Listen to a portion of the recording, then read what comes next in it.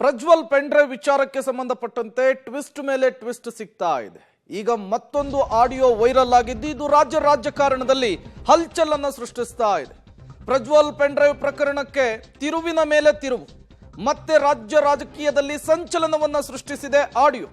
ಶಿವರಾಮೇಗೌಡ ಮತ್ತು ದೇವರಾಜೇಗೌಡ ನಡುವೆ ನಡೆದಿದೆ ಎನ್ನಲಾದಂತಹ ಆಡಿಯೋ ಒಂದು ವೈರಲ್. ಆಡಿಯೋದಲ್ಲಿ ಮಾಜಿ ಪ್ರಧಾನಿ ದೇವೇಗೌಡರ ಬಗ್ಗೆ ಲಘುವಾಗಿ ಮಾತನಾಡಿದ್ದಾರೆ ಶಿವರಾಮೇಗೌಡರು. ಕುಮಾರಸ್ವಾಮಿಯನ್ನು ಸಿಲುಕಿಸಲು ಶಿವರಾಮೇಗೌಡರು ಹುನ್ನಾರವನ್ನ ಮಾಡಿದ್ರ.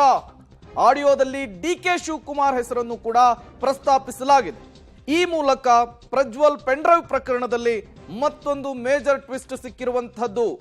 ಈ ಹಿಂದೆ ವಕೀಲ ಕಂ ಬಿಜೆಪಿಯ ಮುಖಂಡ ದೇವರಾಜೇಗೌಡರು ಒಂದು ಪ್ರೆಸ್ ಮೀಟ್ ಅನ್ನ ಮಾಡಿದ್ರು. ಸುಮಾರು 10 ರಿಂದ 15 ಸೆಕೆಂಡ್ಗಳ ಆಡಿಯೋ ಒಂದನ್ನ ರಿಲೀಸ್ ಮಾಡಿದ್ರು. ಅದರಲ್ಲಿ ಡಿಕೆ ಶಿವಕುಮಾರ್ ಮತ್ತು LM ಶಿವರಾಮೇಗೌಡರು ಆಡಿರುವಂತಹ ಮಾತು ದೊಡ್ಡ ಮಟ್ಟದಲ್ಲಿ ಚರ್ಚೆಗೆ ಗ್ರಾಸವಾಗಿತ್ತು. ಈಗ ದೇವರಾಜೇಗೌಡರ ಬಂಧನ ಆಗಿದೆ, ಮತ್ತೊಂದು ಆಡಿಯೋ ವೈರಲ್ ಆಗಿದೆ. ಬಿಟ್ಟಿರ್ಬೇಕು ಅಂತ ಹೇಳಿ ಕುಮಾರಸ್ವಾಮಿಗೆ ಅವ್ರ ಮಗ ಮುಂದಕ್ಕೆ ಬರ್ಬೇಕು ಅಂತ ಆಸೆ ಇದೆ, ಇವ್ನು ಮುಂದಕ್ಕೆ ಬಂದ್ಬಿಟ್ಟಾನ ಅಂತ ಅದಕ್ಕೋಸ್ಕರ ಮಾಡಿದಾನೆ ಅಂತ ಹೇಳಿ. ದೇವೇಗೌಡ ಮಕ್ಕಳು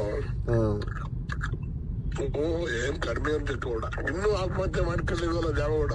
ಕೇಳೋಣ ಇಲ್ಲಿ ಒಂದ್ ನಿಮಿಷ ಕೇಳಿ. ಇನ್ನೇನೇನು ವಿಡಿಯೋಗಳಿದೆ, ನಾನು ಬಿಡ್ಡಿಕ್ಕೆ ಮಾತಾಡಿದ್ರೆ ಬೆಳಿಗ್ಗೆ. ನೀವ್ ಏನೇನಿದೆ ನಮಗ್ ಕೊಡಿ, ನೀವೇನ್ ತಲೆನೇ ಕೆಡಿಸ್ಕೋಬೇಡಿ. ಅವ್ರನ್ನ ಬಲಿ ಹಾಕಕ್ಕೆ ಗೌರ್ಮೆಂಟ್ ತೀರ್ಮಾನ ಮಾಡ್ಬಿಟ್ಟಿದೆ. ಅರ್ಥವಾಯ್ತಾ? ಸರಿ ಅಣ್ಣ.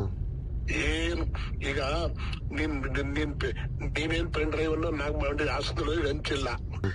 ಹಂಚಿದ್ರೆ ತಪ್ಪೇನಿದೆ ಹೇಳಿ?